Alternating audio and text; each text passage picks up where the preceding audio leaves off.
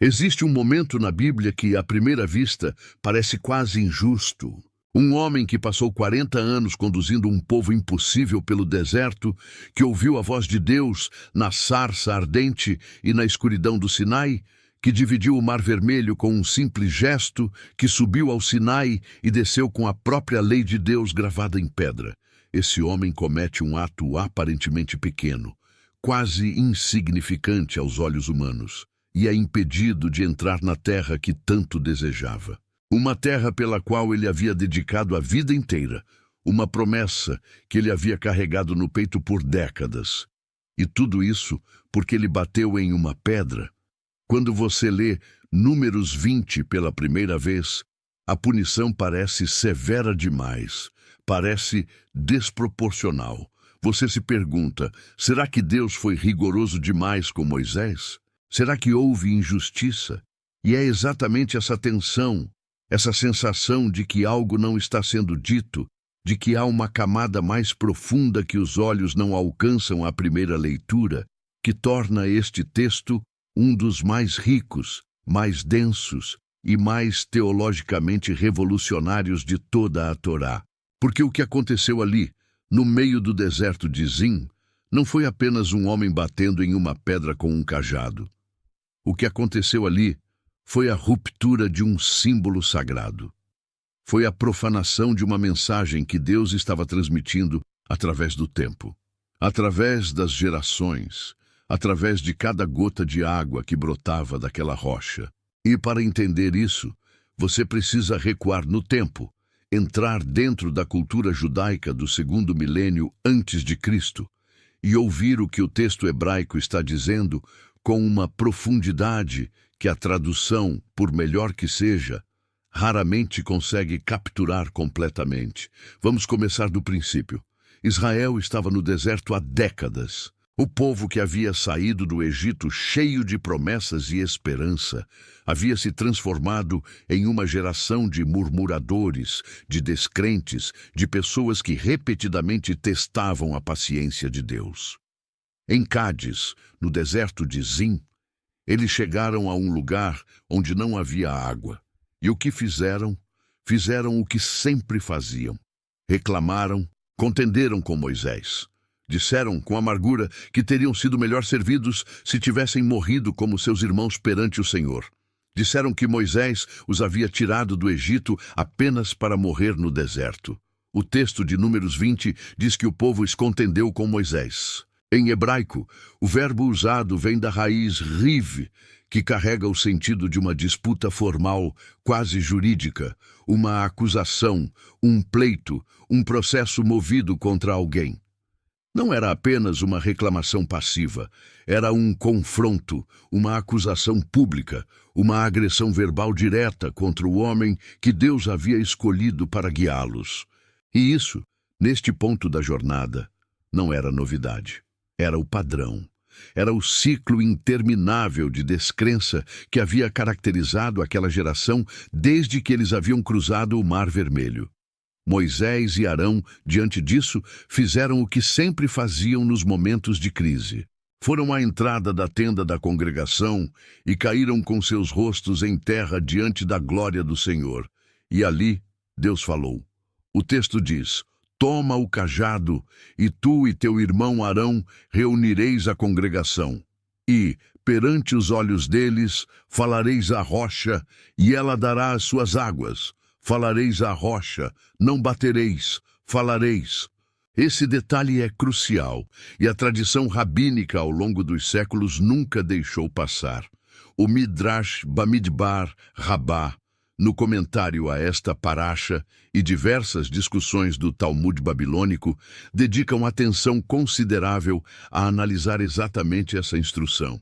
Por que Deus disse para falar à rocha? Por que não simplesmente bater, como havia acontecido na primeira vez em Refidim, narrada em Êxodo 17? A diferença entre as duas situações é a chave para entender tudo. Em Refidim, no início da jornada, Israel reclamou de sede pela primeira vez. Era um povo recém-saído da escravidão, ainda aprendendo a confiar em Deus, ainda sem a Torá, ainda sem o pacto do Sinai. Ali, Deus disse a Moisés: golpeia a rocha, e dela sairá água. E Moisés golpeou, e a água jorrou. Era um milagre por força, por poder físico manifestado sobre a pedra. Mas agora, em Cádiz, décadas depois, após o Sinai, após a revelação da lei, após incontáveis milagres, após toda uma geração de instrução divina, Deus mudou a instrução. Não mais bater, falar. Por quê? Porque havia chegado um momento de maturidade espiritual, um momento em que Deus queria demonstrar algo diferente, que a obediência não precisava de força bruta, que o poder divino se manifestava através da palavra, não através do golpe, que bastava a voz, uma voz humana falando em nome de Deus, para que a criação obedecesse. Era uma lição sobre a autoridade espiritual, sobre a primazia da palavra, sobre o fato de que Deus governa o mundo pelo seu falar, não pelo seu bater. Os sábios do Midrash apontam que essa instrução continha em si uma pedagogia profunda. Se o próprio Moisés, o maior dos profetas, chegasse diante de uma rocha e simplesmente falasse, e a rocha obedecesse, Israel compreenderia que a criação toda está sujeita à voz de Deus. Compreenderia que os milagres não dependem de esforço humano, mas de alinhamento com a palavra divina. Seria uma lição que ecoaria por gerações. Há ainda, dentro da tradição judaica, uma reflexão belíssima sobre por que Deus especificamente escolheu uma rocha como instrumento de provisão nessas duas ocasiões. Os sábios do Midrash exploram que a pedra é o símbolo máximo da dureza, da resistência, da impermeabilidade.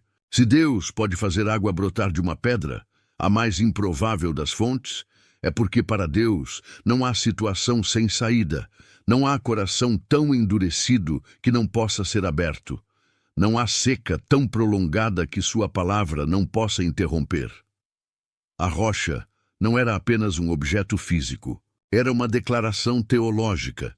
A provisão de Deus não depende das condições do lugar, mas da fidelidade de sua palavra. Mas isso não foi o que aconteceu. Moisés tomou o cajado, como havia sido instruído, reuniu a congregação diante da rocha. E então, o que as Escrituras descrevem no versículo 10 é de uma intensidade perturbadora. Moisés disse ao povo: ouvi-me agora, rebeldes, havemos de fazer brotar água desta rocha para vós? E levantou a mão e bateu na rocha 2 vezes com o cajado. 2 vezes. Vamos desdobrar cada elemento desta cena com o cuidado que ela merece. Primeiro, a palavra rebeldes. Em hebraico, morim, é uma palavra fortíssima, que carrega o sentido de rebeldia deliberada, de recusa consciente de obedecer.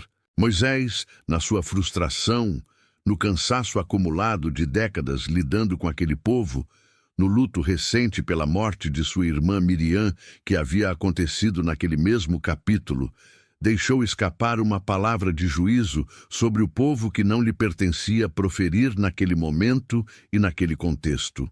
Ele estava funcionando como porta-voz de Deus, e a voz de Deus não era de condenação ali, mas de provisão. Segundo, a pergunta que ele fez: havemos de fazer brotar água desta rocha para vós? O verbo, em hebraico, está na primeira pessoa do plural, o que implica que Moisés estava colocando ele mesmo e Arão como os agentes do milagre. Havemos de fazer, nós dois, mas quem faria brotar a água era Deus, não Moisés, não Arão, Deus.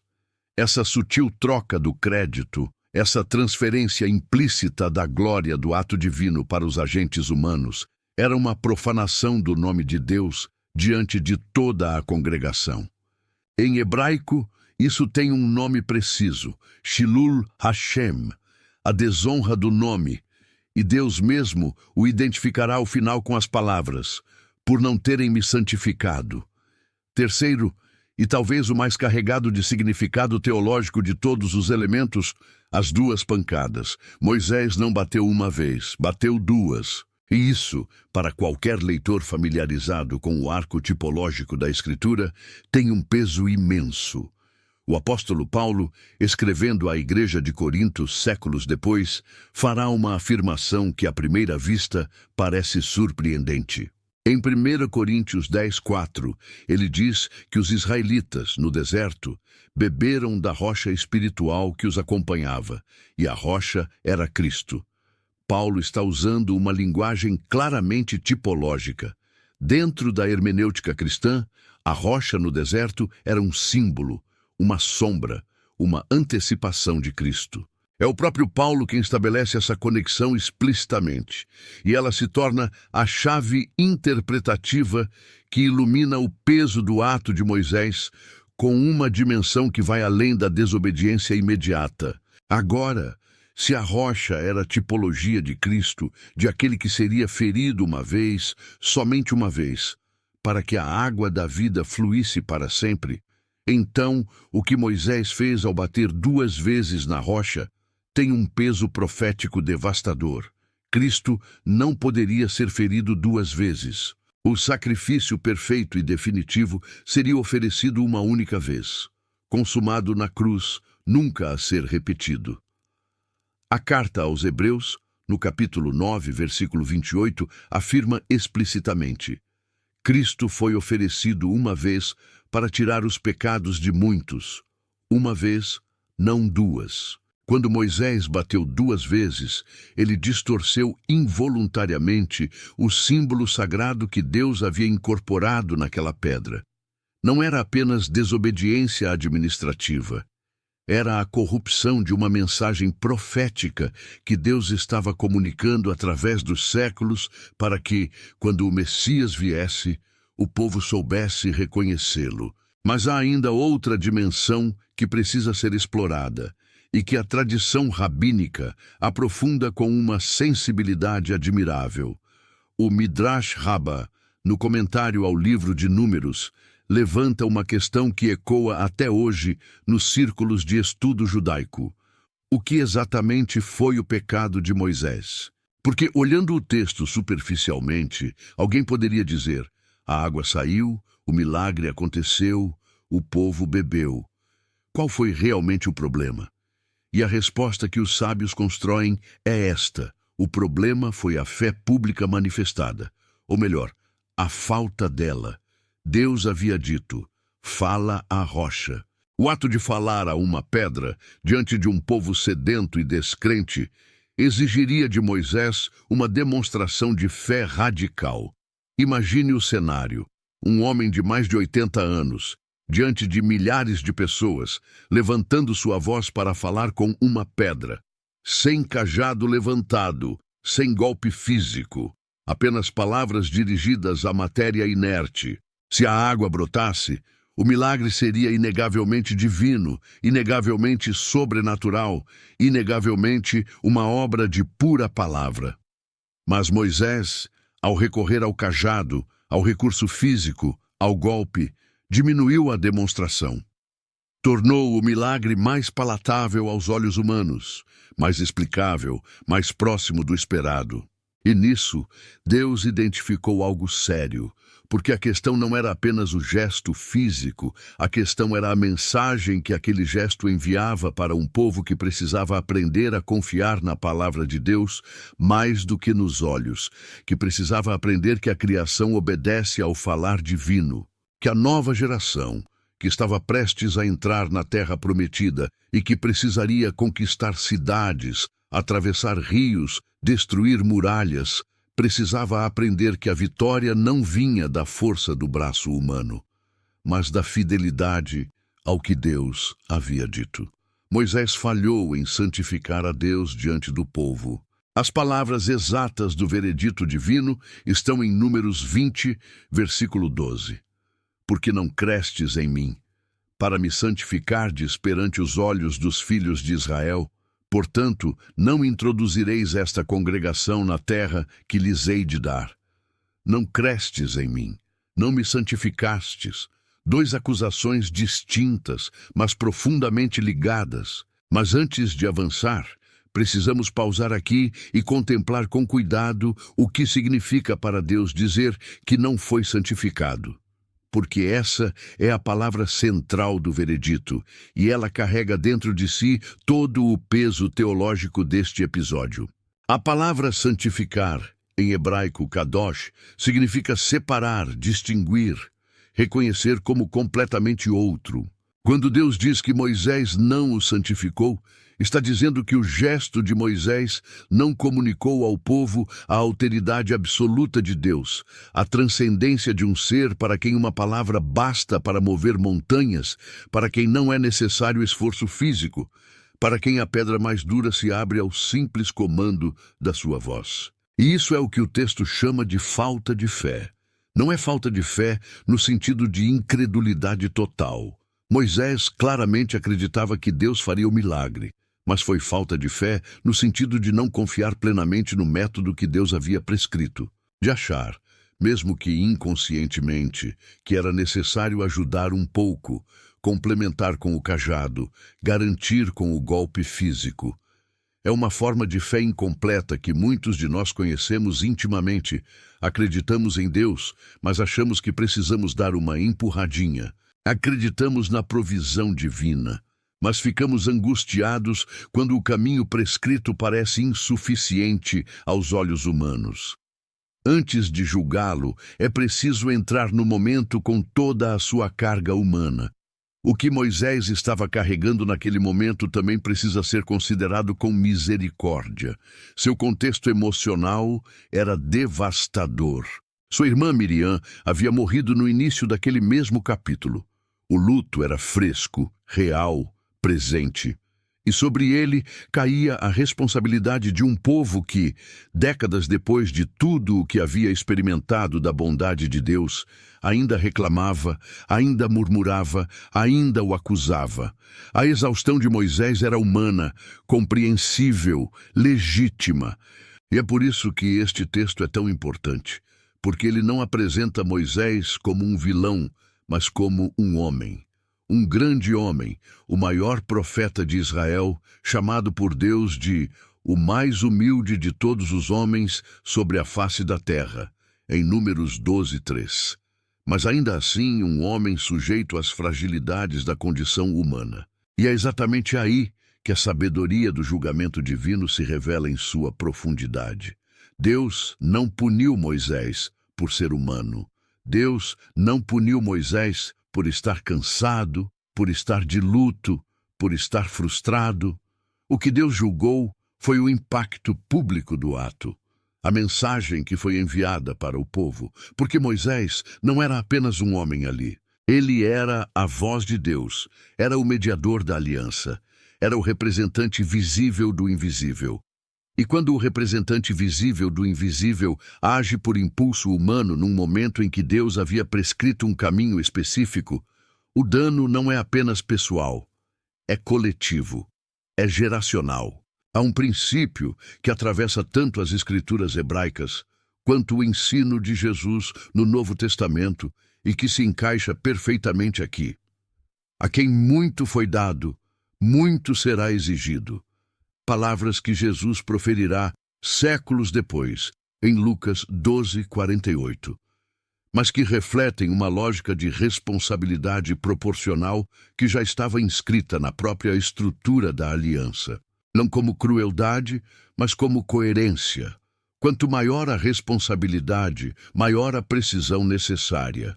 Um cirurgião que comete um erro que qualquer pessoa cometeria não pode ser julgado da mesma forma que um leigo comete o mesmo erro, porque o cirurgião tinha o conhecimento, tinha o treinamento, tinha os recursos para evitá-lo. Moisés tinha o conhecimento, tinha décadas de intimidade com Deus, tinha a instrução clara e específica. O padrão para ele era mais alto porque o papel que ele ocupava era mais alto. E aqui chegamos a uma das dimensões mais profundas e mais negligenciadas deste texto. A questão do que a pedra representava para os israelitas daquela geração e para as gerações seguintes. A rocha em Refidim, em Êxodo 17, havia gerado um lugar que Moisés chamou de Massá e Meribá. Em hebraico, prova e contenda. Ali, o povo havia posto Deus à prova, dizendo: está o Senhor no meio de nós ou não? E Deus havia respondido com provisão. A água que brotou daquela pedra não era apenas hidratação física, era um sinal de que a aliança estava de pé, de que Deus cumpria sua palavra, mesmo quando o povo duvidava, de que a sua fidelidade não dependia da fidelidade deles. Quando Moisés atingiu a rocha em Cádiz, que o texto também chama de Meribá, ele estava repetindo o gesto do passado num momento em que Deus havia convocado algo novo. Era como se Deus dissesse: aquela geração precisava ver o golpe para crer. Esta geração nova, que está prestes a herdar a terra, precisa aprender a obedecer à palavra. Precisam entrar em Canaã confiando nas instruções que recebem, não nos métodos que funcionaram para seus pais. E o seu líder acabou de ensinar a eles que quando a instrução parece insuficiente, você complementa com o que você mesmo decide ser necessário. Há também no texto hebraico algo que chama a atenção dos estudiosos: as duas pancadas. O verbo bater está em forma que indica repetição, insistência. Moisés não bateu e esperou. Bateu, e como a água não brotou imediatamente na primeira pancada, bateu de novo. Esse detalhe revela algo sobre o estado interno de Moisés naquele momento. Uma agitação, uma urgência, uma falta do repouso que a obediência à palavra produz. A fé age uma vez e aguarda. A ansiedade bate duas vezes porque a primeira não pareceu suficiente. E mesmo assim, e isso é sublime, a água brotou. O milagre aconteceu. O povo bebeu. E os animais também. Deus proveu apesar da desobediência, não por causa dela, porque Deus sempre cumpre sua aliança com o povo, mesmo quando os intermediários falham, mesmo quando os líderes tropeçam. Isso, por si só, é uma revelação sobre o caráter divino que atravessa todo o texto bíblico. A fidelidade de Deus não está condicionada à perfeição humana, mas as consequências para Moisés foram reais. E elas nos ensinam algo sobre um princípio que a graça não cancela, mas transforma. As ações têm peso, especialmente as ações públicas dos líderes. Especialmente nos momentos em que todo o povo está assistindo, especialmente quando o nome de Deus está diretamente ligado ao que você faz e ao que você diz. Há algo que os estudiosos cristãos frequentemente trazem como conclusão deste episódio e que merece ser dito com cuidado e precisão. Moisés, ao bater duas vezes na rocha, inadvertidamente distorceu a tipologia messiânica que Deus havia estabelecido. A primeira rocha, golpeada em Refidim, em Êxodo 17, corresponde ao Cristo ferido, ao Messias, sofredor de Isaías 53, aquele que seria golpeado uma vez por todos. Mas a segunda rocha, a rocha de Cádiz, deveria ser falada, não golpeada. Porque depois do sacrifício perfeito e definitivo, o que vem é a palavra, é o falar, é a intercessão e não o golpe repetido. Cristo morre uma vez. Depois disso, ele vive para sempre intercedendo por nós, como afirma Hebreus 7:25. Quando Moisés bateu na segunda rocha, ele misturou as duas imagens. Comunicou, simbolicamente, que o Messias precisaria ser ferido mais de uma vez.